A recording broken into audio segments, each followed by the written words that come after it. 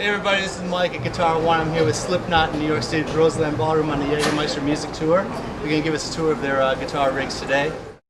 The Knucklehead reverbs, using the 6L6 ones. They also make EL34s, which are great. We've got a GCX unit that I'm using, MIDI with the heads. In the GCX, I've got, you can program the GCX to hit pedals, you know, in whatever sequence you want, whatever configuration. The only thing that's not cool about it is you can't get down and play with the knobs on the pedals, you know, like you could with the pedal board, but I'm going to figure out a way that I can do that. But I'm running Hyperphase, Digitech, and a Synth Wah from Digitech, really cool pedals. I've got a Jimi Hendrix Octave Fuzz, which is a really cool pedal. Got to have the Electro-Harmonic Small Stone. You know, I'm running a couple of different phase settings, so I've got a couple of different phases in there. Got a Max on OD9 overdrive for a little bit of boost on leads. We're doing a couple leads now, so using that. And then I've got a Max on filter pedal, which is really cool, just for, you know, different kinds of weird noises and things. I use that in Sick, you know, song Sick. Powering it all with the Voodoo Labs pedal power. It's real quiet, you know, good unit to use for it all. But eventually I'm going to add another tier to this rack, so I can have, you know, so I can add some more effects into the loop, so I can get some more things going. And the cool thing about it too is you can program each effect you can assign to, you know, a clean channel, and then you can assign a patch to that, you know, so I can have different lead tones or different rhythm tones or different clean tones. It's really cool. This is the brain unit for it. Here's my Crybaby Custom Shop Wah rack mount, the Whirlwind multi-selector, which is an excellent thing for wireless, for quick guitar switches and things like that. I've got a Shure UHF wireless, but I'm switching that out soon to the Audio-Technica one. Furman power selector, and of course the Korg tuner.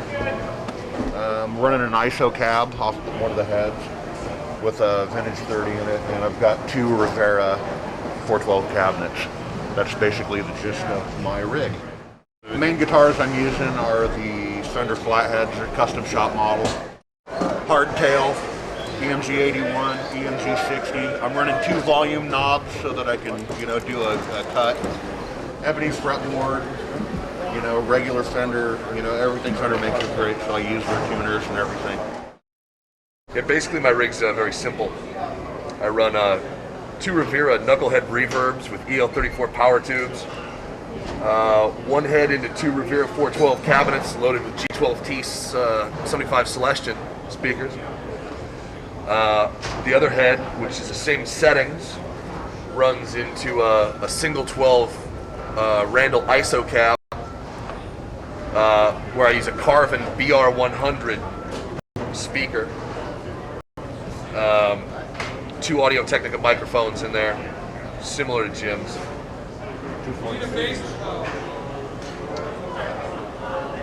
Obviously, power distribution. My new AT wireless that I just started using. My Sony wireless that I've been on for the last few years. Gotta have a backup, be able to switch in case something goes down. Whirlwind switcher, obviously, get onto a different channel. You know, I can hit my cord, I can hit different wireless, whatever the you need right there. That's the way you gotta do it, that way you're not fumbling with cables and trying to patch it in. Bob Bradshaw built me a couple of custom 4x4 switchers to switch my old VHT pit bulls. Don't quite need as much as the VHTs did with the Rivera, since they are MIDI heads also. They switch via MIDI, but I still have the 4 loops, so I'm using the loops. And I've got the Bradshaw switcher. Just running a couple pedals.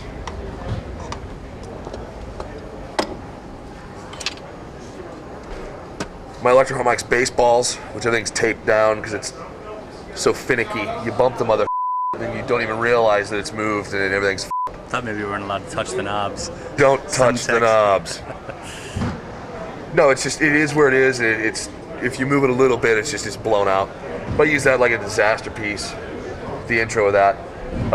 Jimi Hendrix Octave Fuzz, the Dunlop which I use in the beginning of Duality, and patched it in a couple other spots too. It's on the record a few times. Boss Super Overdrive for now, to boost leads when I in fact have them. You know, some spots for text to just make it cut a little more. You want that saturation. Right. Ibanez will be sending me a couple tube screamers too, which I'll get patched in here. Are you getting the new the reissues of the TS-808 or whatever? The real ones. The real yeah, ones. yeah. They're gonna send me a couple of those. Boss GX700s, an older Boss processor they don't make anymore, but it has a humanizer effect in it that I use in Spit It Out. It has a pitch shifter, an auto wah, which I use in surfacing. But it's like I absolutely have to have these units in order to play Spit It Out properly. Yeah. I mean, I wrote that sound in like 95, 96. I don't remember how I wrote it.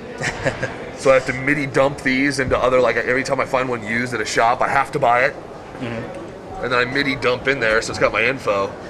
I should probably sit down with a pad of paper and go through every parameter and write everything down as it just in case. But yeah, I would be.